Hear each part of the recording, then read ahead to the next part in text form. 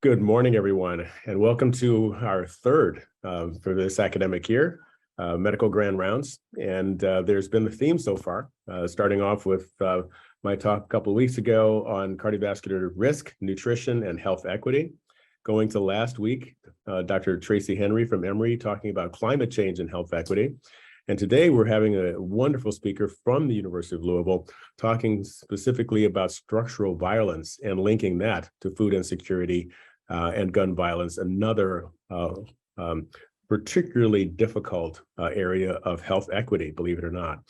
And I'm actually going to turn the podium over to Dr. Craig McLean, who is our professor of medicine, pharmacology, and toxicology, and a distinguished university scholar who most of you will know. But what you may not know about Dr. McLean is how long he's been here and how he is the person who can tell you exactly what the relationship between your liver quivering with alcohol or getting to the dose where you have just a sliver of liver. He really is a national expert with so many R01s and grant fundings, and he has mentored so many people. And I have to admit that he was a major person that impressed me with my recruitment here. So I'm so glad that he's here. And I'm going to turn it over to Dr. McLean to introduce our speaker.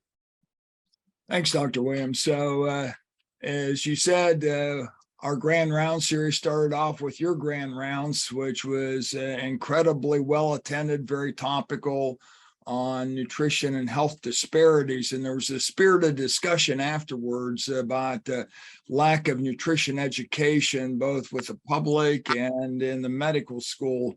There was probably some misconception, though, about nutrition and the University of Louisville expertise. So we have several internationally recognized experts, past presidents of their respective nutrition organizations.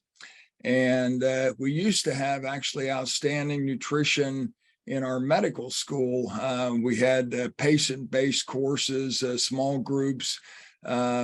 This changed with the curriculum change, but I think one of the things that we should be most proud of is the Nestle nutrition course, where I first met Keith. And so this happens about twice a year, where experts from all over the country come in and do an intensive 2-week course in nutrition here at the University of Louisville to residents, fellows, and mainly junior faculty now.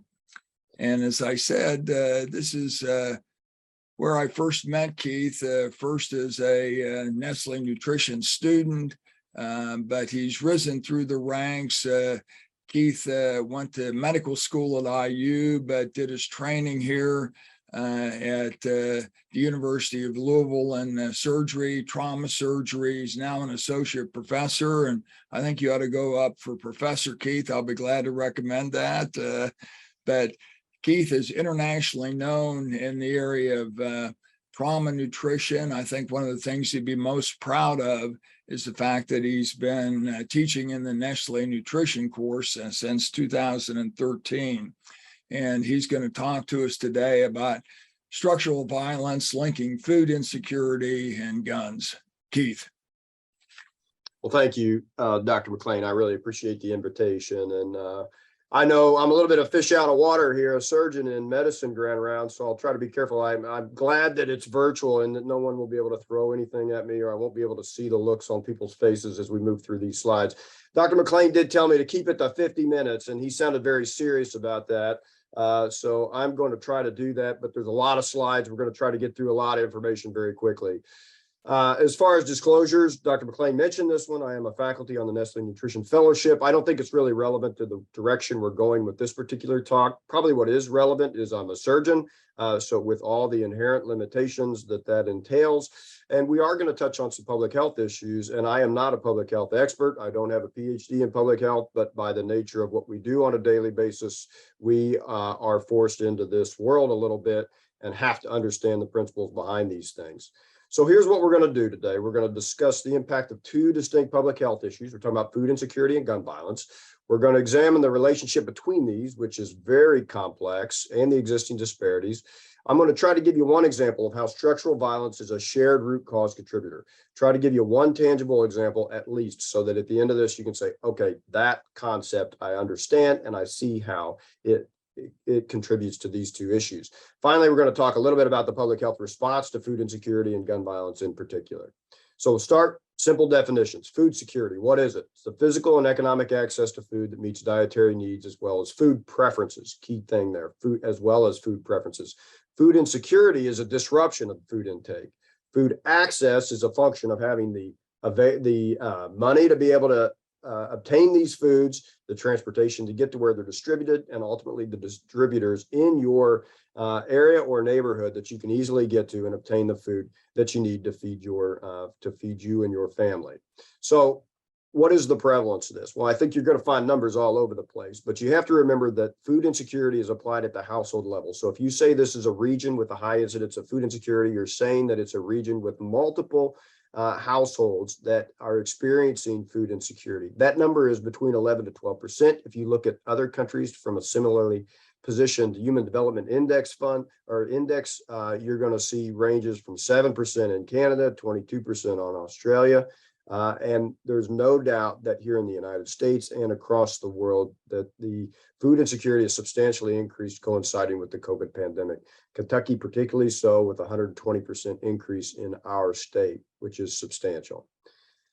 It's linked to nearly every health outcome, as you can imagine. I think this is a good study. It's a longitudinal study in the Canadian Community Health Survey. It's found in 1 in 8 households, so a little bit higher than the prior slide. And individuals in food insecure households died 9 years earlier.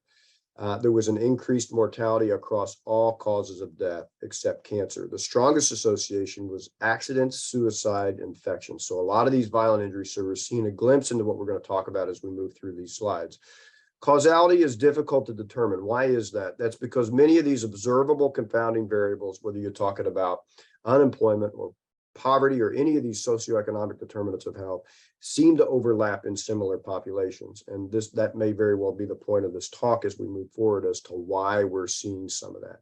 But there's no doubt food insecurity impacts every outcome with regard to health and well-being. Okay, so it's common and results in poor outcomes. I haven't told you anything that you didn't already know at this point.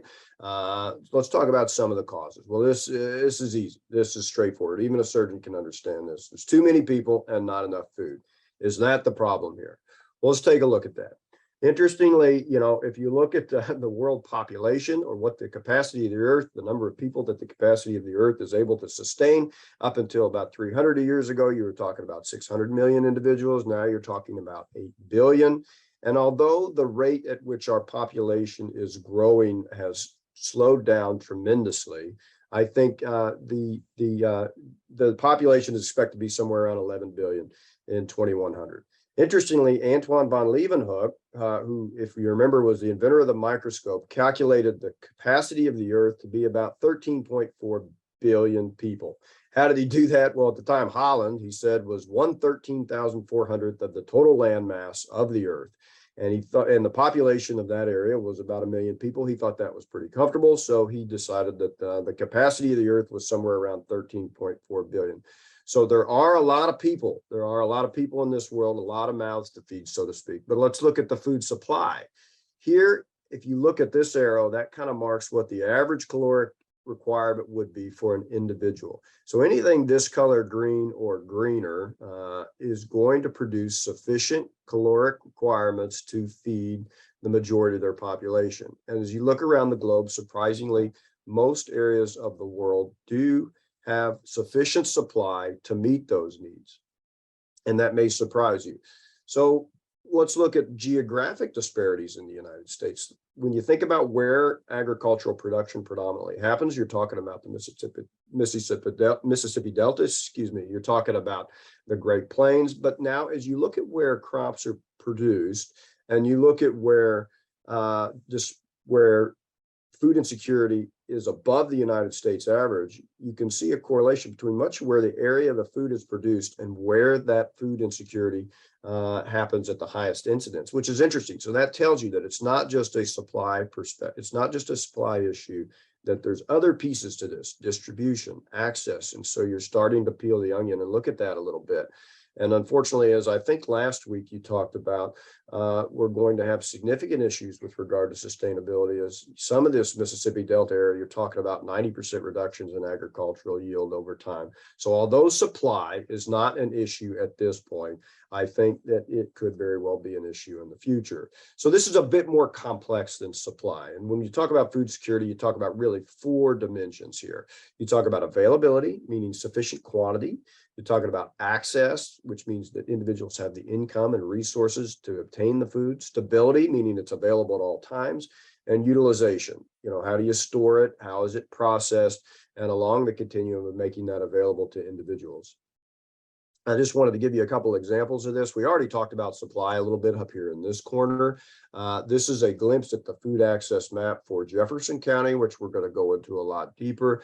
I wanted to just give a couple examples of stability. I think the Russian invasion of Ukraine recently is a good example of what can happen to food stability in a very short period of time during geopolitical conflict. You're talking about crop damage, supply chain disruption, and decreased productivity. So the stability of food supply in Ukraine has been covered extensively by the media, as it should, and has been a major issue. The other piece of this is a good example of utilization. We take for granted that we're going to have refrigerators, that we have homes that we can store our food in, so that next week when it's time to prepare your food, you've already purchased and acquired it and it's sitting there. Now 13 million Ukrainian families were displaced from their homes without means to generate income or store food. So we take these things for granted in the United States, but if you don't have the ability to store food, utilization becomes a major issue.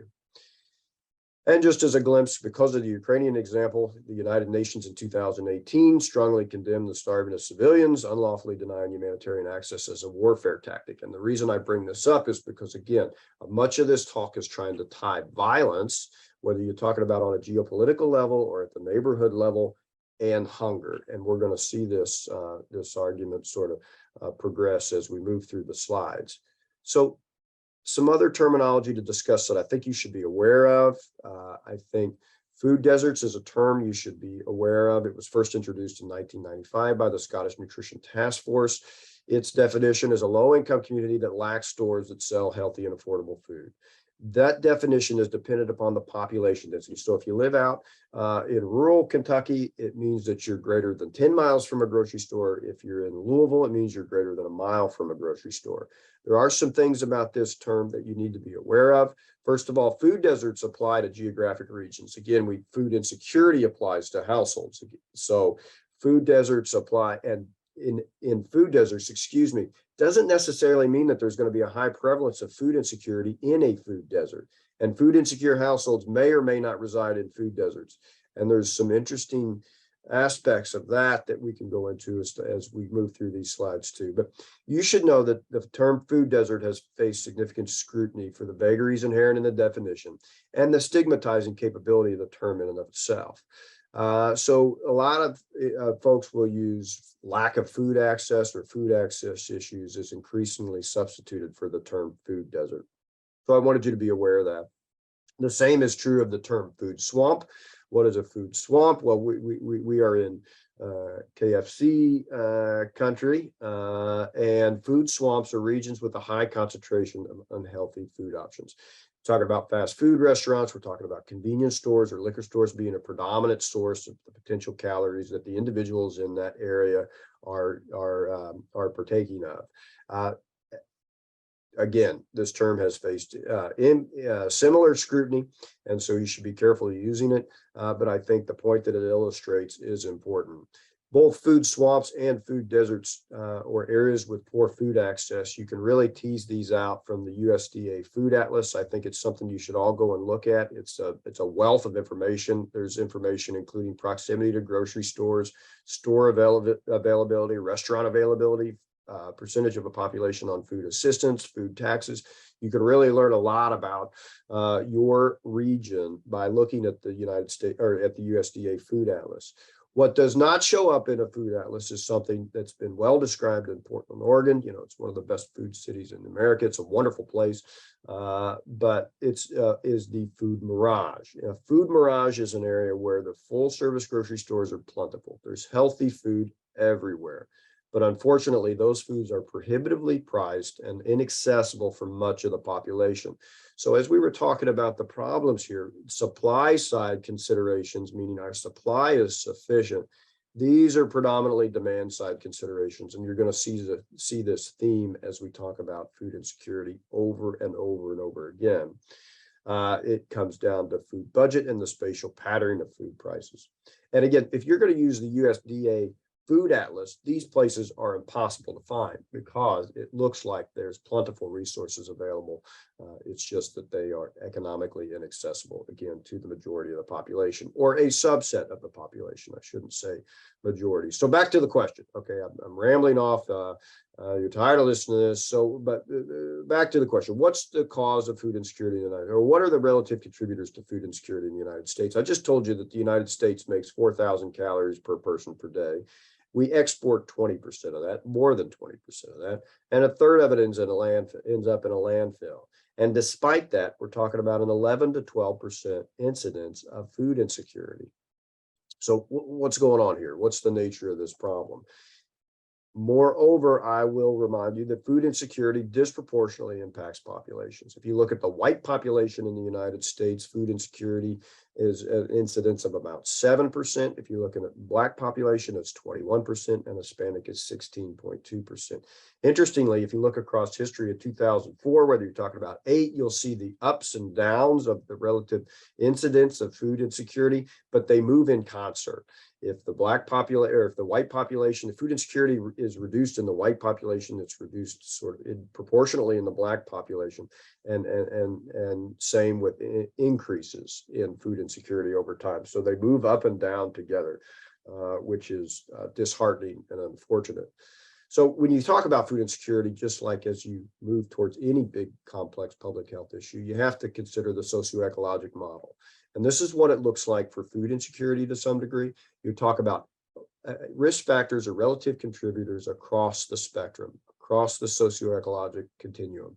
So you talk about individual issues, employment status, income, history of substance abuse, or other barriers that would prevent individuals from obtaining food. As you move out to the community level, public transportation, what does it look like in your community?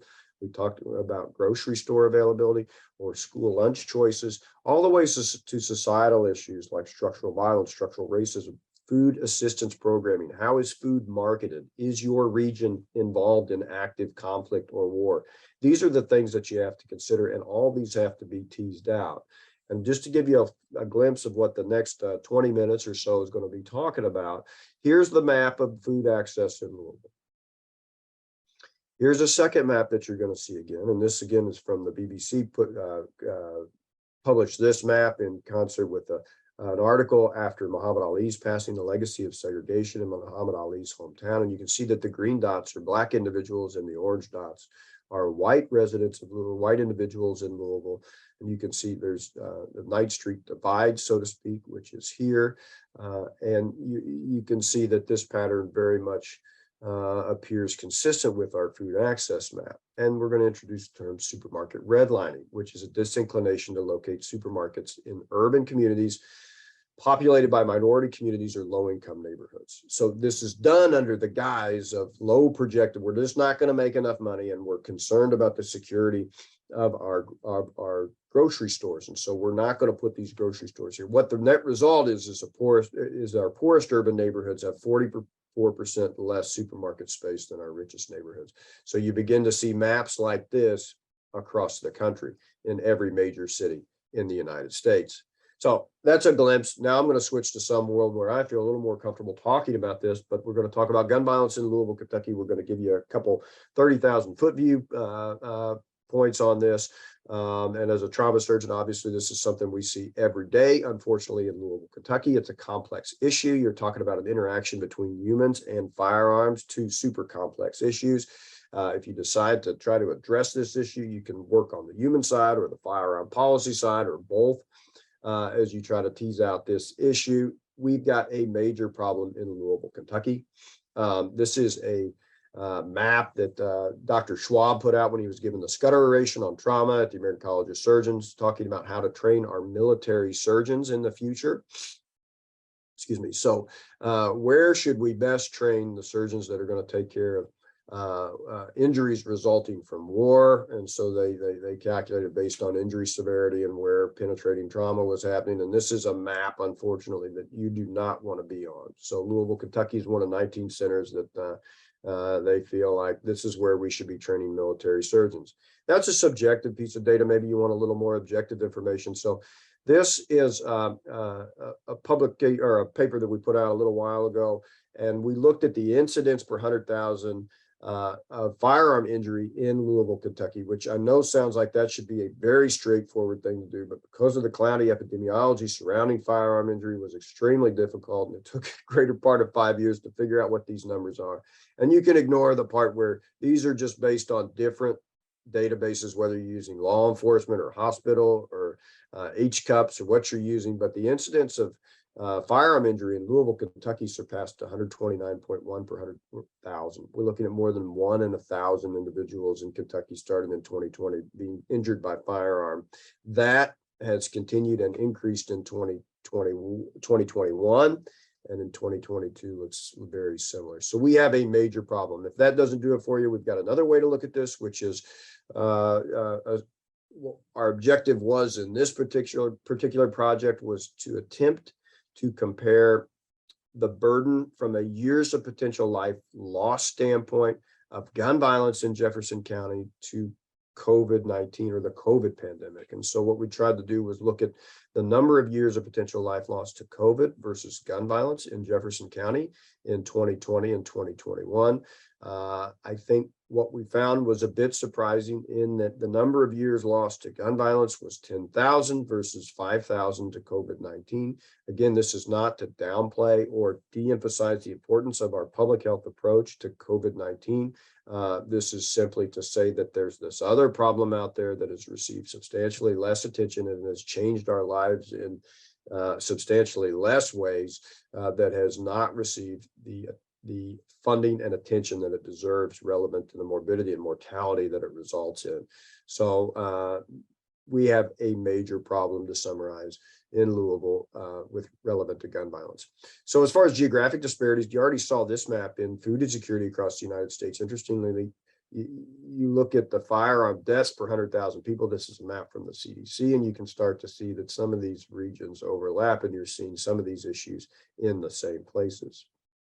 As far as racial disparities in gun violence, remember 2/3 of gun fatalities are a result of intentional self-inflicted injury in the United States. That's a good number to keep in mind. So 2/3 of firearm fatalities are suicides. If you look at suicides, 80% of deaths in our white population are by suicide. But when you look at homicide, 80% of our homicides are in Black individuals. So there is an age-adjusted Black individuals with a gun homicide rate 7 to 8 times that of white individuals. This is a study where we looked at recidivism, or the chances that individuals injured by firearm would be injured a second time, and you're looking at a 35% chance of recidivism in our young Black population, so under the age of 24, versus a much lower rate in our white population. So you cannot just leave it here. We need to talk about why we're seeing some of these disparities. Again, the socioecologic model is extremely useful for doing this. It looks very much like the food insecurity socioecologic model, but there are different pieces, like you talk about firearm access and gun storage down here on the individual level versus as you move out to the societal level, you talk about firearm policy, regulation, criminal justice. So there are different issues that are relevant to this, but also significant overlap. So when I see the food access map and I see where our firearm injuries happen in Jefferson County, I see striking similarities, and that leads to the question as to why you might see this. And so this is a thing we're trying to tease out over time. If you put them together, if you put these maps right on top of each other, this is 12 to 18. So this does not include the massive increase that we've seen over the last 3 years, you'll see that there is a correlation, 1.5 times more likely to be injured by firearm if you live in a low food access area. So I don't think that surprises anybody, but as you start to tease out these maps, you'll see explanations for what explains this. I think there's 4 plausible scenarios here. This could be coincidence. I don't think so, but that is a possibility. Again, this is association. We're not demonstrating causation here. There could be a direct causation, reverse causation. Both of these things could bidirectionally contribute to one another. There could be something else that's contributing to gun violence and food insecurity and the disparities in the populations that we're seeing it in. So these are the potential explanations for what's happening here. I think if you think about intuitively potential causation, no doubt there's a connection between war and hunger that we've already alluded to. It's a well-established connection in human history. Until very recently, both war and hunger have decreased in incidence. Unfortunately, with the COVID pandemic, we've seen substantial increases in hunger across the world. War impedes food imports, raises food prices, and interrupts food supply, reduces disposable income. So it's intuitive that these things are related. However, extrapolating this association that you've seen between war and hunger on a geopolitical level and to a neighborhood level in Jefferson County is difficult. So how do you translate one to another, or can you translate one to another? I think, again, we're talking about an association, but we're trying to tease out causation. And there's a tremendous amount of data out there that would suggest that as you increase food insecurity in any given population, for every 1% increase in food insecurity, there's a 12% increase in violent crime. How do you explain this? How do you tease this apart? Well, if you look at violence, psychological, sexual, physical, it's going to be strongly correlated with food insecurity. You start to see a dramatic increase in the number of adverse childhood experiences in households that are food insecure, and you can begin to develop a pathway where this is potentially possible. As you talk about ACEs, or adverse childhood experiences, food insecurity is associated with early ACEs, as is gun violence, and you start to develop a cyclical relationship as these things contribute. Obviously, ACEs contribute to early death, disease, disability, all across the spectrum, regardless of what you're talking about from a chronic or acute illness perspective. ACEs increase the chances that those will impact you in the future. So this is one potential connection between food insecurity and gun violence, as both generate these ACEs in our younger populations. So now you start to build a socio-ecological continuum that looks like this, and you can start to see the overlap between these issues. And I want to focus predominantly on one societal level issue that can be difficult to conceptualize, especially for a 43-year-old white guy to understand what structural racism, structural violence looks like. And so we're trying to leave here with a tangible example of what that looks like. So as we talked about the potential relationships between these things, the something else, is structural violence one of the something else? What is structural violence? Well, you all are very familiar with this. It's social structures or institutions that harm people by preventing them from meeting their basic needs. I think related to structural racism is race specific rather than discrimination based on religion or other factors. It's systematic, it's systemic, it creates unfair disadvantage for populations. It's almost invisible. That's why it's difficult to conceptualize, and it differs from physical violence. Usually we don't make the association between structural violence and physical violence. We think of those as separate entities. But structural violence promotes health inequity. We're talking about over here, this schematic demonstrates that you take an entire population, you take all the risk factors, you put it through this structural violence filter, and all the risk factors seem to overlap on a very small percentage of the population, and the others are distributed across the remainder of the population. Another way to think of it is that they both contribute to, as you've seen this potential connection before, structural violence contributes to food insecurity, which contributes to gun violence, and it develops this cyclical relationship in the sense that concentrated disadvantage sets the stage for the emergence of multiple public health challenges in the same subset of the population. So I'm going to give you an example of this. We're going to talk about redlining. If you're not familiar with redlining, it's the practice of denying services to residents of certain areas based on racial or ethnic composition of those areas. The FHA did this in response to the Great Depression. They asked the HOLC to create residential security maps, regardless major cities, 200 plus in the United States, regardless where you're from, there's probably a redlining map if it's a larger city that goes back to the 30s. The maps assigned grades A through D. What did those letter grades mean? A meant homogeneous or predominantly white. D meant undesirable populations, quote unquote, or an infiltration of them. So these were neighborhoods with high percentage of Black or immigrant populations. How did A areas stay A areas with restrictions like this? You can see here, this is from the Bonnycastle neighborhood, and it showed no person other than one of the white or Caucasian race shall be permitted to occupy any property in said addition or portion thereof. So that's how A areas stayed A areas. These issues were exaggerated with the World War II GI Bill, and this thing it says policies explicitly persisted into the 1970s, well beyond they persist today, and the impact, obviously, as we'll show, has persisted to today. This is the first look that you've had of the redlining map. If you haven't seen it before, this is Jefferson County or Louisville, and this is something to remember as we move through the remainder of the slides. I'm going to show you 3 more maps. Again, you've seen this one before. This was the BBC map, or the Housing and Urban Development map, which showed green residents as Black individuals and or green dots as Black individuals and orange dots as white individuals. Here's the redlining map down here. Interestingly, about the same time the HOLC map came out, here's the flood map from Louisville in 1937. So our vulnerable populations were forced to live within the floodplain.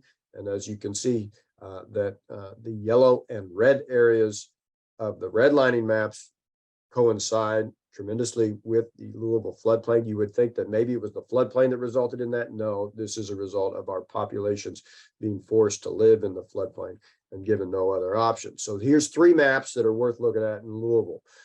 So let's look at where our firearm injuries happen. And we looked at this. No doubt I had someone smarter than myself. We had Matt Ruther from the School of Urban and Public Affairs look at this from a mapping perspective. And we found a 6 times more likely to be shot if you lived in a redlined area, a redlined area, than if you lived in a green area. This coincides with a 1.5 to 2 time increase in food access areas. So you're starting to see these issues layer upon one another. And so what you're starting to see is the impact of how structural racism or violence policies from the 1930s and how they've changed what our city looks like today and contributed to significant disparities. I hope that's a tangible example that you can take with you of how structural racism contributes to disparities that we're seeing. Whether you're talking about firearm injury, whether you're talking about food insecurity, whether you're talking about almost any public health issue. COVID-19 map, this is from the paper that we just put out looking at COVID-19 and where the death rates are the highest. And again, we've not statistically looked at this, but somebody probably has, and there's no doubt that the correlation is still there. So the overlapping of disadvantage in certain areas that predisposes those areas to, and the people that live in them, to multiple public health issues. So I hope that's an example that you can take from there.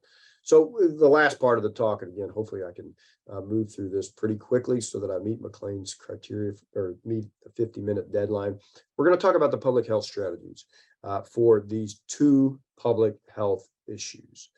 So when we talk about public health, you all know this, but I live in this world where I sort out one patient at a time. I think hopefully we're all pretty good at this. We handle one patient at a time. The public health model sort of doesn't look at the individual, it looks at populations, and it does this by taking a particular problem, defining that problem, identifying risk and protective factors, developing and testing prevention strategies, and then adopting those prevention strategies at a population level. So public health issues are dealt with differently, no doubt. You know that. And that's why over and over and over again, people get so tired. What's the point of people saying that gun violence is a public health issue? It's because we have not addressed it that way historically, and we need to do so in the future. So let's talk about food insecurity and food access and the public health approach to that, which has been decidedly better than what our response to gun violence is. Excuse me, from a public health approach. So from a history lesson standpoint, in the early 1900s, more than half of Americans were farmers. So a lot of us produced our own food, didn't depend on those. So all of a sudden, this the factors that contribute to food access, if you produce your own food, all of a sudden you are in control of several of these factors, whereas today we're in control of very few of these contributors to food access. But in early 1900s, more than half were farmers. 1950 to 2000, you saw industrialization. Prior to that, you had the Great Depression in the 1930s.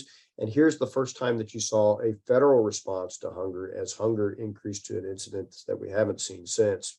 Poverty, unemployment as well. So FDR campaigned on the right to purchase adequate food. This was, quote unquote, the first significant federal effort to combat hunger. The pilot food stamp program came up as part of the response to the Great Depression, and all nested within the New Deal.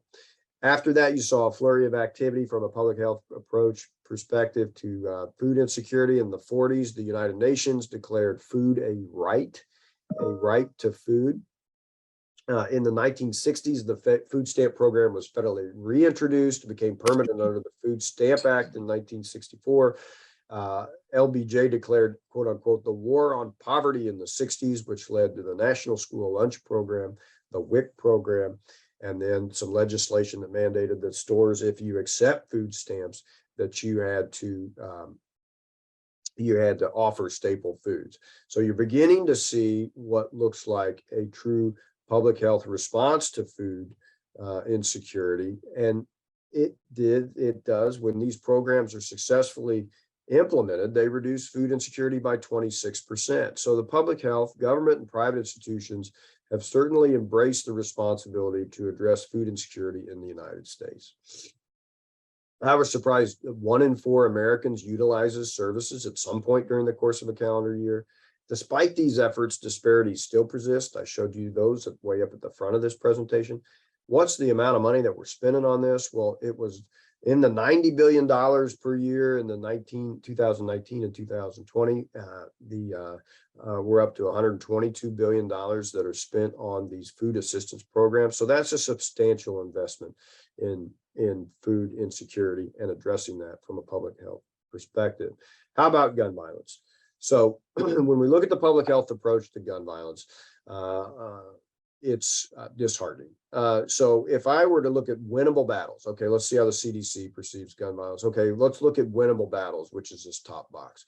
You look at antibiotic resistance, HIV elimination, million hearts, viral hub, all important public health initiatives. And I will concede that at times, in my world even, gun violence seems really hard. And maybe I'm okay with them saying winnable battle. I think it's a winnable battle, absolutely, but I'm okay with them not characterizing that as such.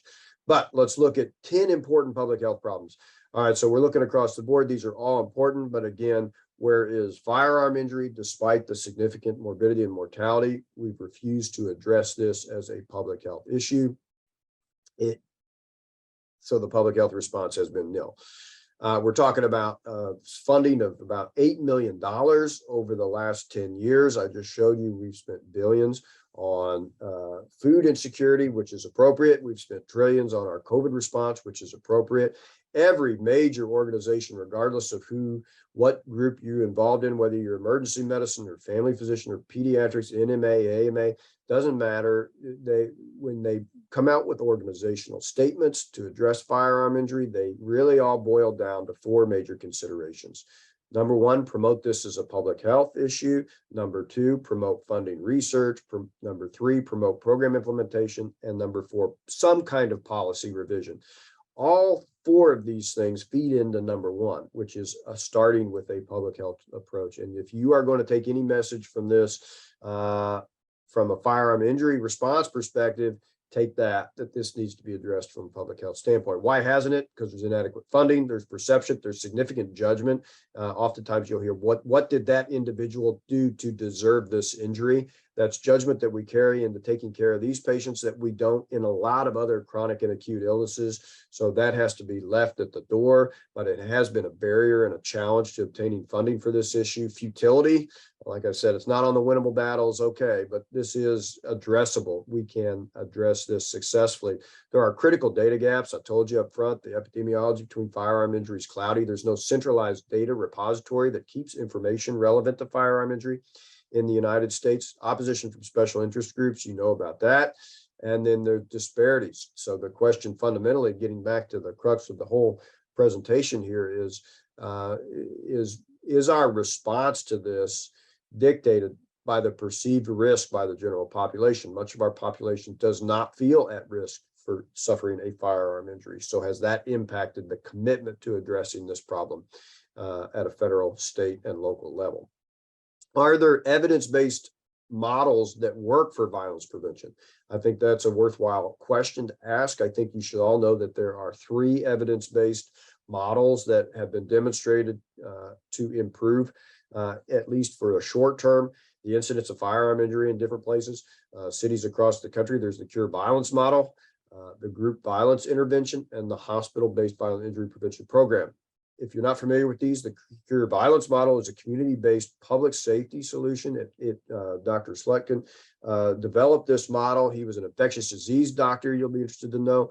He dealing with cholera outbreaks. He says he got burnt out on that particular issue. He came back to Chicago. He was looking for an issue to address from an infectious perspective. He looks at maps of where homicides were in Chicago, Illinois. He looks at maps of where cholera are in Bangladesh. He starts to see striking similarities. So he developed the Cure Violence model, where he took the World Health Organization interventions for addressing viral and bacterial epidemics, and applied those to gun violence. And so this involves violence interrupters in communities that try to disrupt the spread of violence, and it sort of perceives violence as a contagious illness.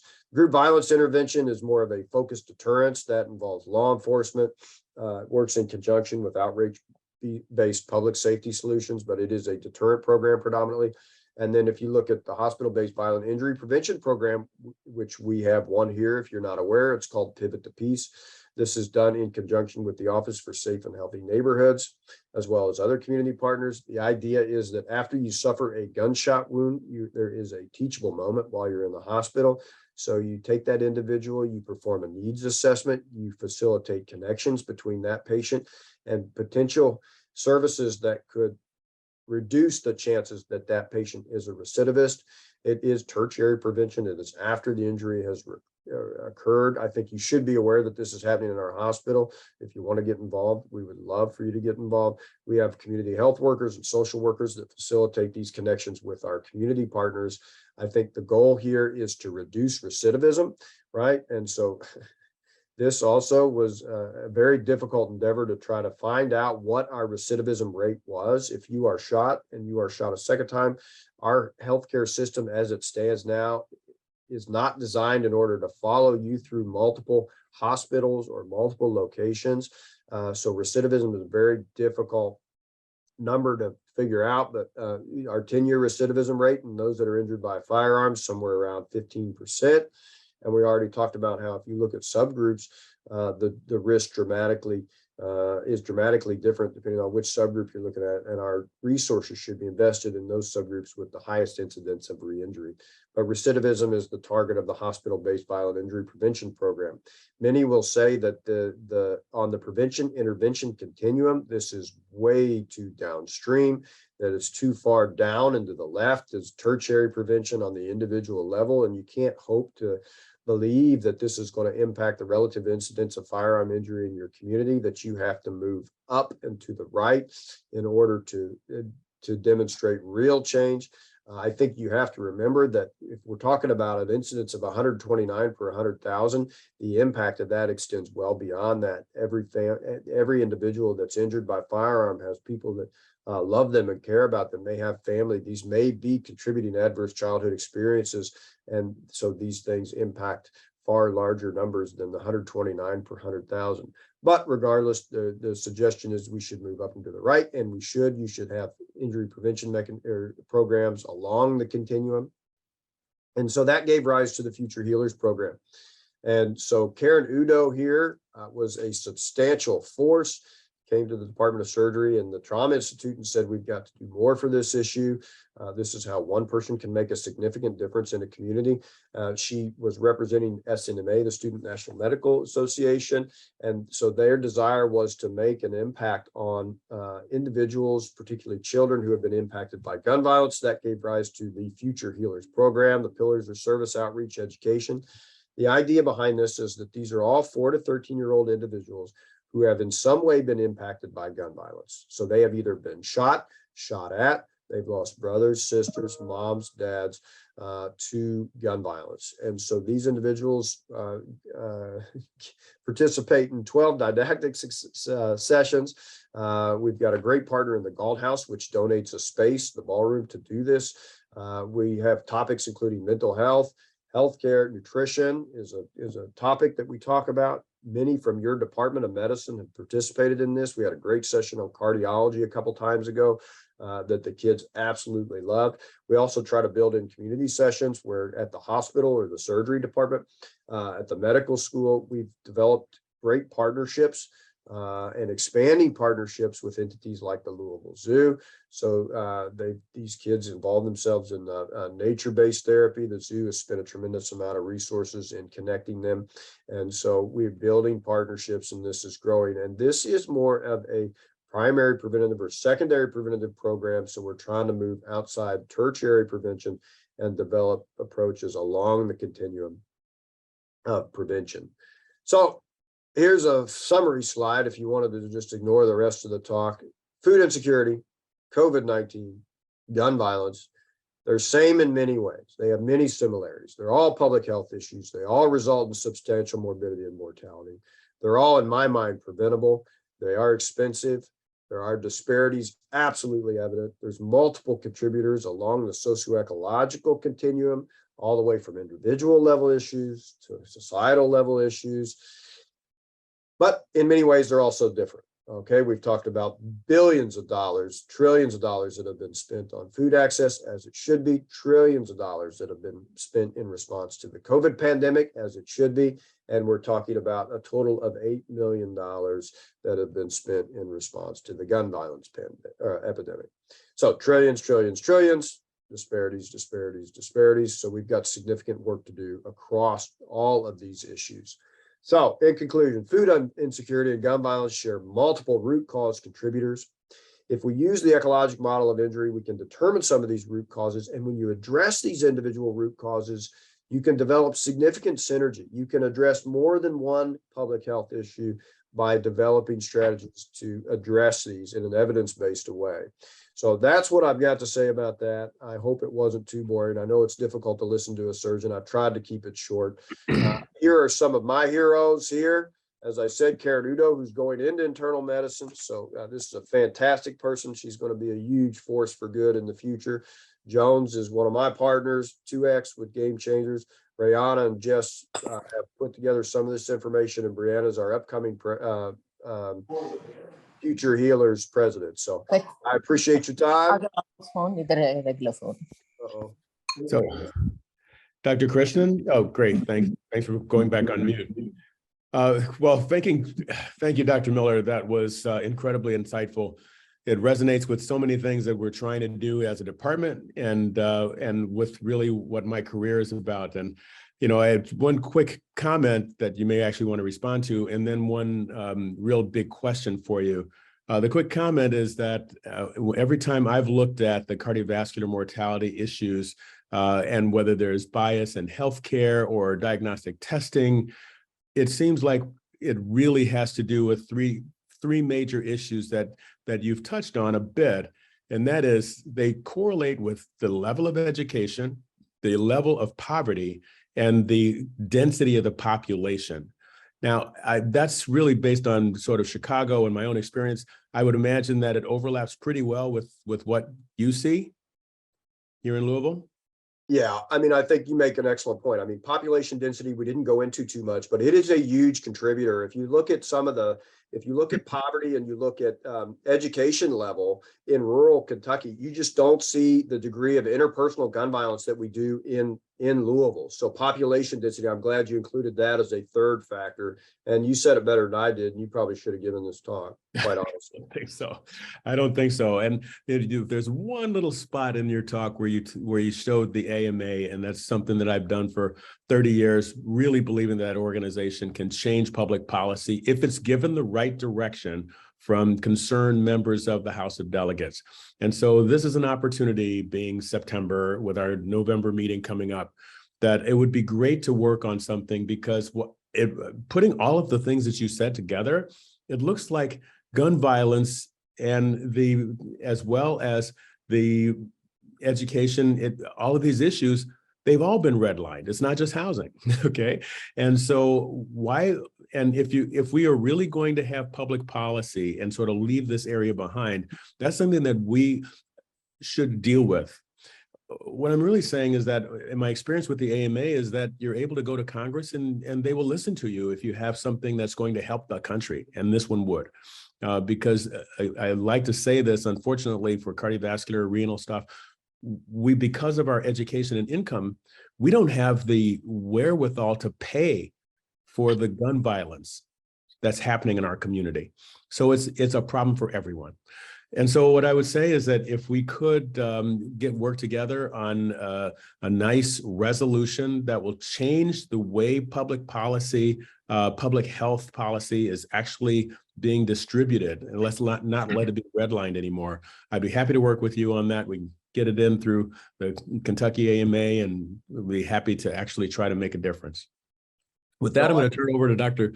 I'm sorry, your answer, and then Dr. No, I was just going to say, I think that's an excellent point. And I think, what we think is we have to spend $1 on this issue and $1 on this issue and $1 on this issue. And I think a big point to take from this is that these are public health issues that are emerging from similar populations because of the targeted disinvestment over time. If you address one, if you spend $1 on one, you're actually spending $1 on multiple public health issues. And so that's the synergy that I think we don't appreciate. Well, thanks. So Keith, I'm sorry, yeah. Go ahead.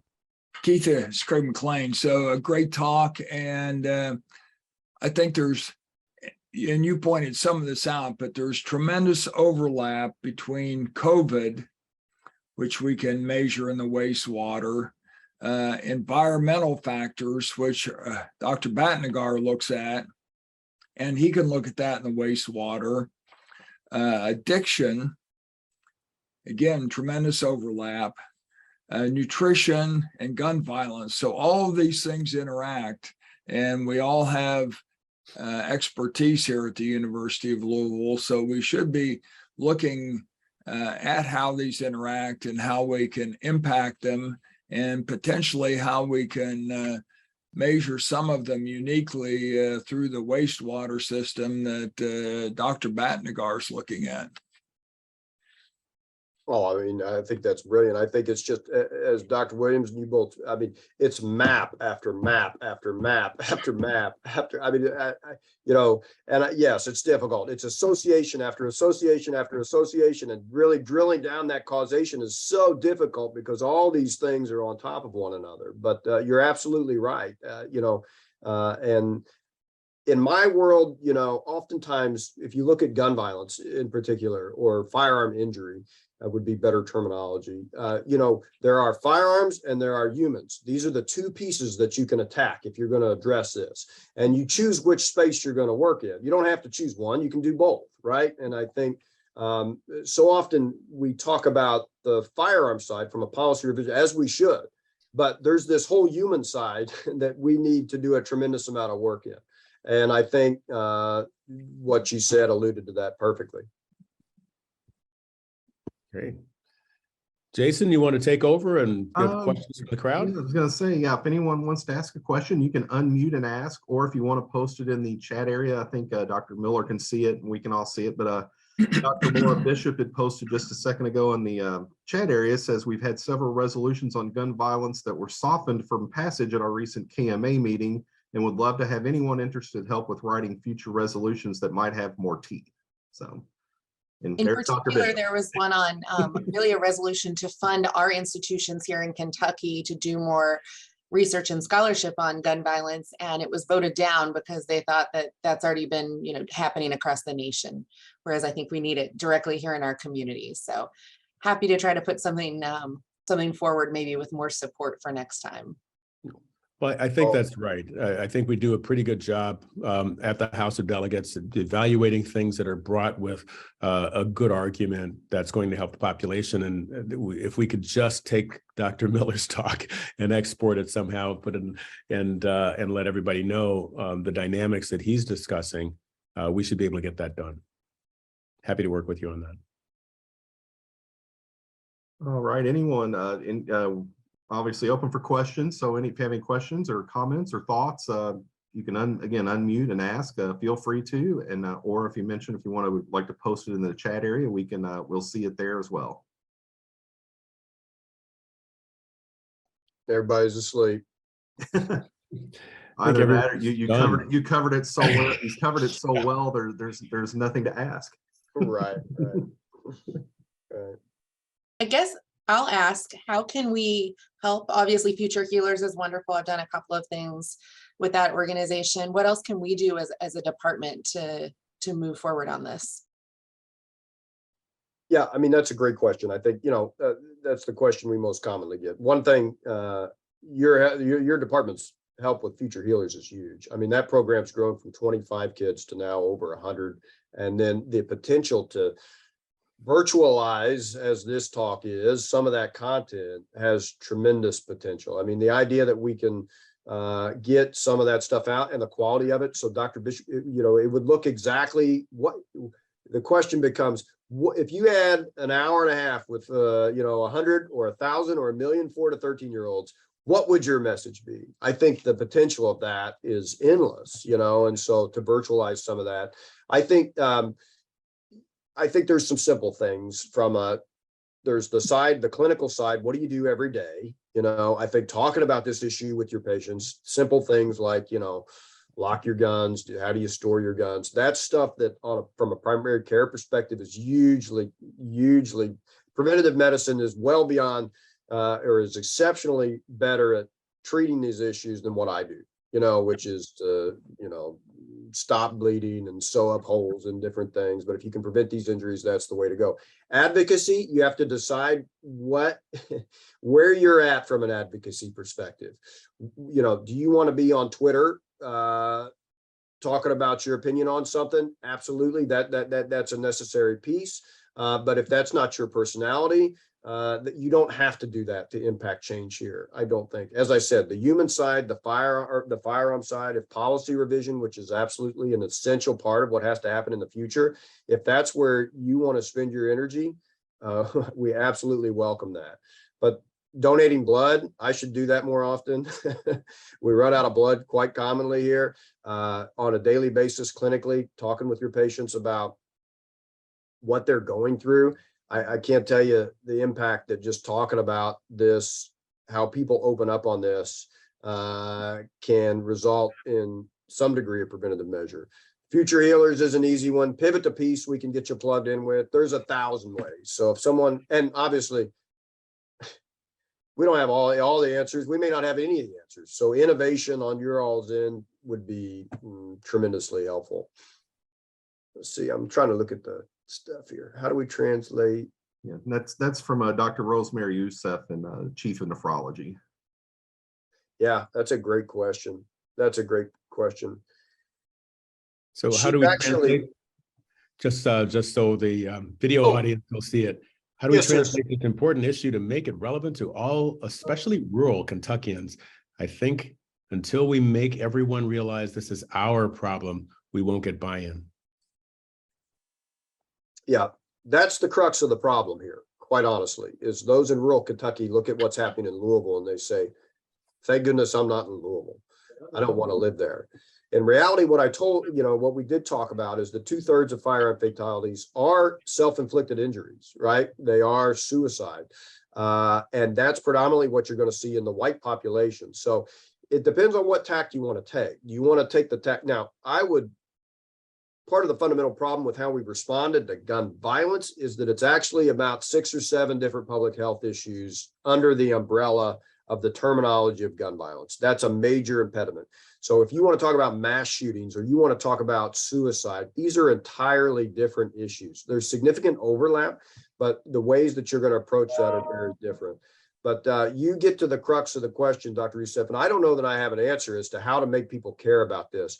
I think ultimately that was the point of the last study we did. We tried to say, look at COVID-19, look at gun violence, look at the years of life that we're losing. These are individuals in the prime of their lives. Not that it's any worse than losing someone in their 70s, but these are moms and dads and brothers and sisters and primary care providers to those individuals. And so how to make people care about that, I just think the message over and over and over again. So I didn't answer your question, but this is our problem. Keith, this is Dipendra Parajuli. Thank you for the great talk. I really enjoyed listening to you. One of the issues is I don't know, I'm not an expert or, as educated in these things, but I think it's also a question of priorities. I had a patient in clinic yesterday, smoker, smokes a pack a day, and I asked him how much a packet of cigarette cost. That's $6. That's like, and he said that was the cheaper kind. That's what, $180 per month that is blowing up. And then, we have 2 young kids. We try to cook from scratch, kind of, trying to combine everything. Dr. Williams had a great talk on, eating, health. So I think it's also a question of, priorities. Obviously we, spend things on probably what we think are the most important, but health is, the most important. If you don't have health, you don't have anything else. So I don't know what your thoughts are on that. Yeah, I think you bring up a lot of good points. It kind of goes back to Dr. Youssef's question, which is how do you make people care? How do you make people spend money on things that, are important, like our health ultimately?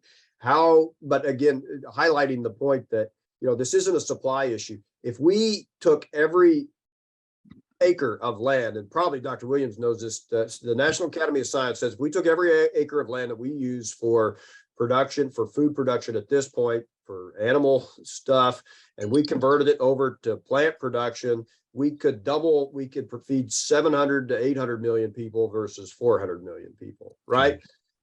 So, from a sustainability perspective, it's there, but this isn't a supply issue. This is a demand issue. And part of that demand issue is exactly what you're talking about. We have choices that we make with what we spend our money on every day. And some of it, sometimes we make good choices, sometimes we make bad choices, but that's a smaller part of it. I think, we have to appreciate the environment, the environments that have been created over time through targeted disinvestment and what that does to a population over time. We can't put the blame on, you need to spend your money here or here. That's not ultimately where you take this, I don't think. So Keith, this is Craig McLean again. So I love your idea of food swamps. So when I talk to patients, and it's usually patients with NASH, I tell them 2 things. Stay away from sugared pop, so that's fructose. Stay away from fast food. So we're trying to get our nutrition societies to get away from the concept of malnutrition as undernutrition. It's also overnutrition and inappropriate nutrition. And I think the idea of food swamps is a great example of that. Yeah, it wasn't my idea, but I think it does illustrate, again, it kind of gets to it kind of gets to some of the points that have been made before, which is access and what's available are important determinants. And if the only thing that you have available within a couple miles of where you live is a McDonald's or a convenience store, then I don't care who you are, that's probably where a significant percentage of your calories are going to come from.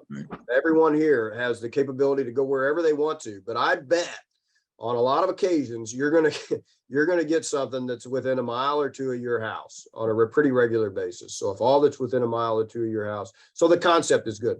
Food mirage was one that's less, I think that's an interesting one because that kind of gets at, oh, we're a foodie city and we have all this great and healthy food options. And it goes to the notion that a lot of the public believes that healthy food means expensive food, right? And Dr. Williams, I probably talks about this a lot, but there is that perception, whereas you and I both know that's not the reality. You can eat in a healthy manner, relatively inexpensively, but that food mirage gets to that point where if I want healthy food, it's going to be expensive. All right, just really quick, I had a comment from Shredi Krishna said behavioral health access for adolescents, children, adults also interplays with this major public health issue. Thank you for the very insightful and powerful talk. That's why I didn't sound too bright when Dr. Bishop asked, what do we do about it? Because it's damn near anything. I mean, within your specialty, there is something that you can do that will impact this. Whether you talk, I mean, mental health, absolutely. Behavioral health access, absolutely.